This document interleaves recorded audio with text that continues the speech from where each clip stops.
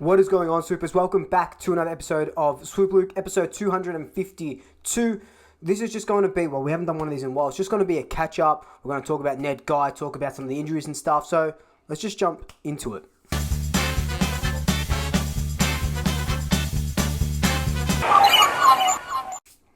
Before we do jump straight into it, of course, follow me on all my social media accounts down below. Always posting on Instagram, always posting on Twitter. You guys know that. If you are a new swooper, thank you so much for joining me. Be sure to hit that subscribe button, hit that notification bell. And if you are a return swooper, welcome back. Thank you so much for rejoining me. Just a quick plug. I released an episode before this one called Cook Luke.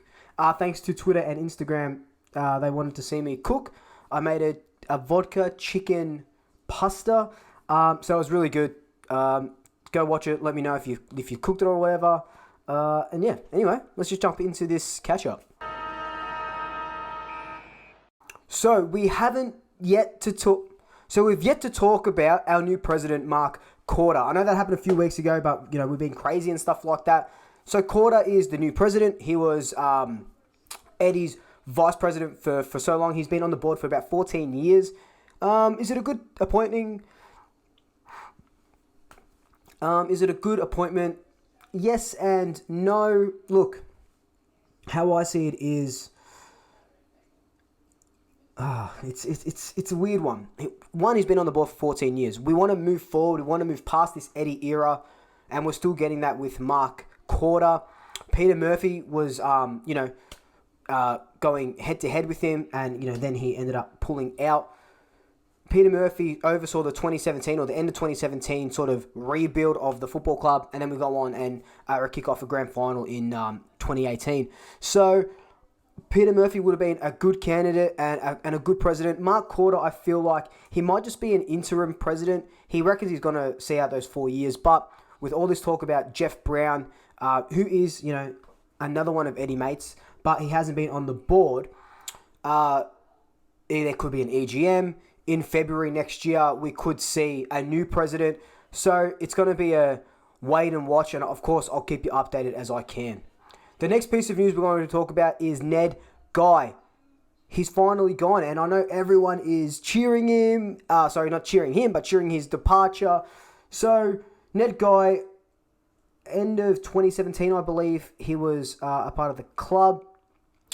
He oversaw all the contract extensions, Grundy's contract, Treloar's contract, Stevenson's, Phillips, and then, Beams. And then he was the catalyst of the trades for Phillips, Treloar, and obviously Jaden Stevenson.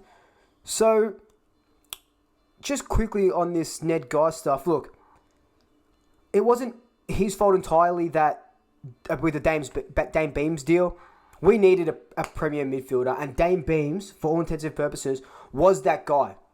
He was, at the time of signing him in 2019, top 10 player. He just won the best and fairest at the Brisbane Lions and captained them, obviously. We needed him. Did we pay overs for him? Sure. Did we give him a lot of money? Sure. And it didn't work out. I saw someone on Twitter the other day say, what happens if Beams went back and he went to Richmond, and then he wins, Richmond's best and fairest or whatever. We would have been biting ourselves that we didn't try and sign him. You know what I mean? So it's hindsight's 2020, as they say, and it was a double-edged sword. And mental illness, you just can't help that. And yes, we're still paying him, and that sucks. The AFL didn't want to help us out. Yes, on the other hand, Beams should have just said, I don't want the money, but, he obviously needs the money or whatever it may be. I don't want to get into rumours and speculation and stuff like that. But that Beams deal, it could have been handled better. Eddie just really wanted him back. Yes, we needed another midfielder. But it is what it is. I don't blame Ned Guy for that. Now, Ned Guy seems to have inherited a really bad financial team. We have the tendency, Collingwood, to back end a lot of deals. So say a player's got 4 years.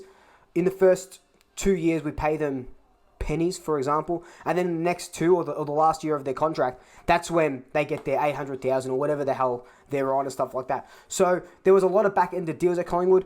Look, we wanted to keep the 2018 team and the 2019 team together. Jesus, that was a tongue twister.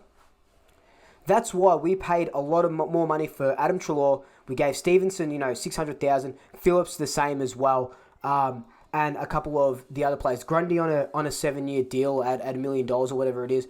De Goey, more. The list goes on and on and on. There are two ways that this could have gone down. One, the way it went down now, we had to clear up salary cap space and get rid of players. Two, the Geelong method, and maybe to an extent Hawthorn. I remember reading an article ages ago that Geelong, when they were in their peak, when they were in their prime, winning all those premierships, their stars took pay cuts because they wanted success. And they got 3 premierships out of it. Are players greedy? Sure.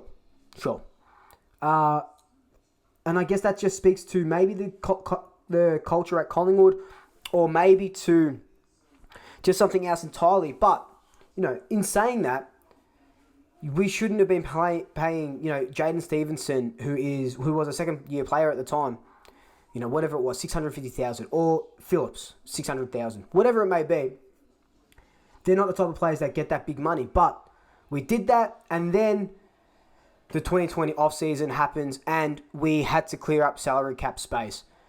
The thing that really fucked us with that was we had played our hands entirely. Everyone in the AFL system knew that we had to get rid of these players. Otherwise, it would have come back to bite us.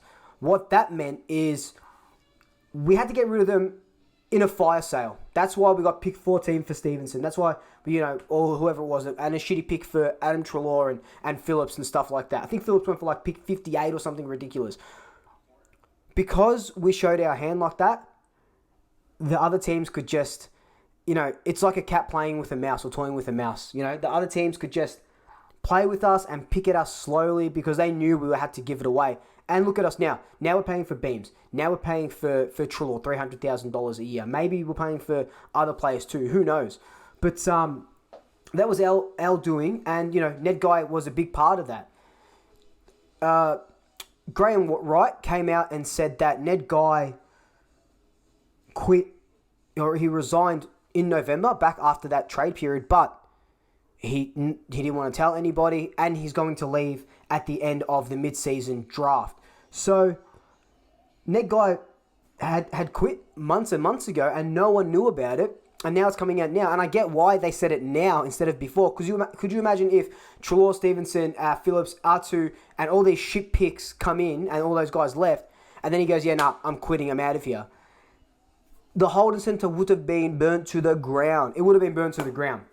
So, look, Graham Wright also said that we had to take that hurt of those players leaving because of the salary cap space, and in years to come, we will thank Ned Guy. And I do believe that as well. I do believe that in years to come, Ned Guy's work, I know getting rid of those players sucks, but that had to happen for us to move forward and to get the free agents that we want. Another couple of things I want to quickly touch on are the new injuries. Jeremy Howe's out for 12 to 14 weeks, because of that hamstring, that scar tissue. Just won't stop with him. Put him in cotton wool. See him next season. Reef McGuinness did syndesmosis ankle injury, so he's out for 8 to 10 weeks. Nathan Murphy, Jordan Roughead got concussed. We talked about that last time as well. Injuries are starting to pile on. Elliott, Sidebottom still out for 3 to 4 weeks. It's just a classic Collingwood injury curse, and it's getting ridiculous by the day. Anyway, I just wanted to catch up on all those things. Let me know your thoughts down below. Always love to hear them. In the meantime, like, comment, subscribe. Tell your family, tell your friends, tell your pets, and also next time, Double Shackers. I'll swoop you later.